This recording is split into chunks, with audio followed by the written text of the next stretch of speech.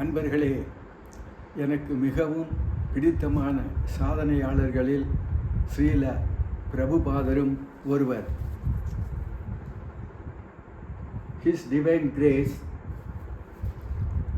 Bhakti Vedanta Swami Prabhupada, founder Acharya of ISKCON. அவருடைய வாழ்வில் சில முக்கிய நிகழ்வுகள். 1896 ஆண்டு செப்டம்பர் 1ஆம் தேதி கல்கத்தாவில் ஒரு சிறந்த வைஷ்ணவ குடும்பத்தில் பிறந்தார். அவருடைய தகப்பனார் பெயர் கௌர் மோகன். கௌர் மோகனுடன் குழந்தை பிரபுபாதரை காணலாம்.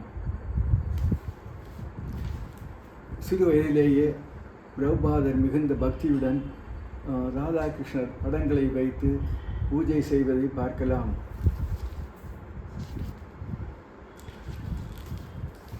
1922ஆம் ஆண்டு அவருடைய ஆன்மீக குருவான பக்தி சித்தாந்த சரஸ்வதியை கல்கத்தாவில் முதலில் சந்தித்தார்.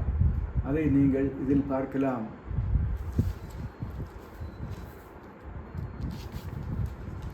அடுத்தபடியாக 1933ஆம் ஆண்டு அவருடைய ஆன்மீக குருவான பக்தி சித்தாந்த சரஸ்வதியிடமிருந்து முறையாக தீட்சை பெற்றார். இந்த தீட்சை பெற்ற காட்சியையும் நீங்கள் காணலாம். அடுத்து அவருடைய ஆன்மீக குருவுடனும் அவருடைய தகப்பனாருடனும் குழந்தை பிரபுபாதர் நடந்து செல்வதை காணலாம்.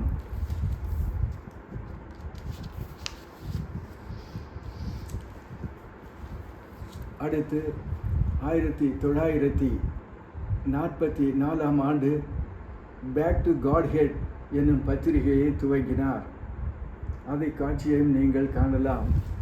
அதற்கு அடுத்தாற்போல் 1950ஆம் ஆண்டு அவர் குடும்ப வாழ்வில் இருந்து ஓய்வு பெற்று